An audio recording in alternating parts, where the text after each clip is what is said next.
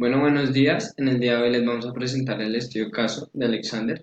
El grupo está conformado por Camilo Sánchez, Juliano Valle, Mauro Rodríguez, Pedro Valle y quien les habla, Sebastián Moreno. Entonces, como tal, los datos del sujeto, presenta una edad de 24 años, un peso de 85 kilogramos, una estatura de 1,78 y la duración de la prueba fue de 19 minutos con 47 segundos. Entonces, el sujeto empieza la prueba aeróbica, aumenta la frecuencia cardíaca porque hay una demanda de oxígeno. Debido a que el sujeto no es deportista, no presenta una una hipertrofia en el ventrículo izquierdo. También se puede observar que hay más entrada de oxígeno que dióxido de carbono. A los 10 minutos, el sujeto atraviesa el umbral anaeróbico. Bueno, apenas el sujeto atraviesa el umbral anaeróbico, va a generar mayor CO2 y va a generar mayor CO2 y el ingreso de O2 va a ser menor. También podemos ver que en el punto de compensación el sujeto empieza a adaptarse porque el dióxido de carbono y de oxígeno empiezan a estar equitativos. Después de que pasa el punto de compensación, el dióxido de carbono empieza a aumentar y el de oxígeno empieza a disminuir. Cuando el dióxido de carbono empieza a aumentar, el bicarbonato tapa el ácido láctico, lo que se transforma en ácido carbónico. Cuando se transforma en ácido carbónico, ese se va directamente hacia los pulmones y ahí se dividen dos vías, en el dióxido de carbono y en el oxígeno. Entonces, bueno, allá como se convierte en dióxido de carbono y ese es expulsado, lo que busca el metabolismo es alcalinizar el organismo, ya que debido a que cuando se usó la ruta anaeróbica láctica, hubo producción de ácido láctico.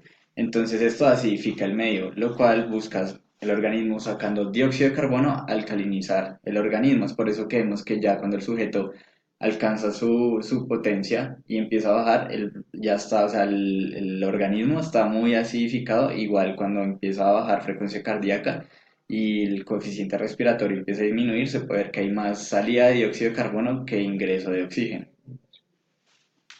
Listo, por otro lado tenemos el volumen máximo de oxígeno. Entonces, como evidenciamos en la siguiente gráfica, al iniciar la prueba, el consumo el volumen de oxígeno es mayor al volumen de dióxido de carbono. ¿Esto qué quiere decir? Pues que no está en un estado estable, sino apenas está iniciando la prueba. Cuando llega al punto, al umbral anaeróbico, es cuando empiezan a cambiar los volúmenes, es decir, el volumen de dióxido de carbono empieza a aumentar y el volumen de oxígeno empieza a disminuir. ¿Por qué aumenta el volumen de dióxido de carbono? Puesto por se llena la sangre de lactato, por lo que se genera y se acumula ácido láctico en los músculos. Después de esto, llegamos al punto de compensación respiratoria, donde se evidencia una adaptación durante la prueba. ¿Esto qué quiere decir? La adaptación es que los dos volúmenes en este momento son iguales, es decir, los volúmenes de expiración de CO2 y de inspiración de oxígeno son iguales. Posterior a esto, se evidencia ya de manera más eh, alta el volumen de dióxido de carbono, puesto que este aumenta y el oxígeno disminuye. Aquí hay generación de ácido láctico. Bueno, ¿y aquí qué quiere decir? El sujeto ya está supremamente cansado y después de el minuto 17 más o menos es cuando ya decae totalmente el individuo en la prueba. Los factores que delimitan el volumen máximo de oxígeno son eh, la constitución genética, el volumen la masa muscular, el sexo y la edad. Esos son los que delimitan y los que limitan son la capacidad de fusión pulmonar, eh, el gasto cardíaco, la capacidad de transporte de oxígeno y los músculos esqueléticos. En cuanto a los músculos esqueléticos, encontramos que estos influyen las enzimas que se encuentran en las enzimas mitocondriales, la densidad capilar y eh, eh, ay, y ya.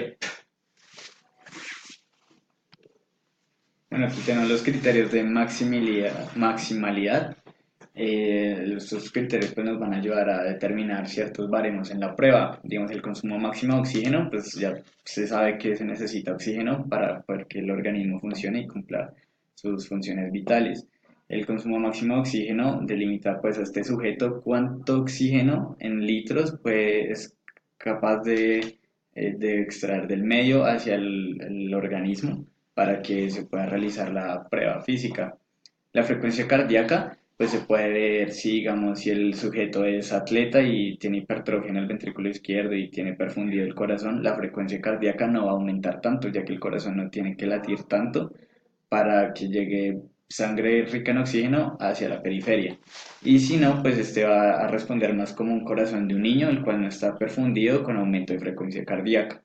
El cociente respiratorio es la relación que hay entre consumo de oxígeno y expiración de dióxido de carbono.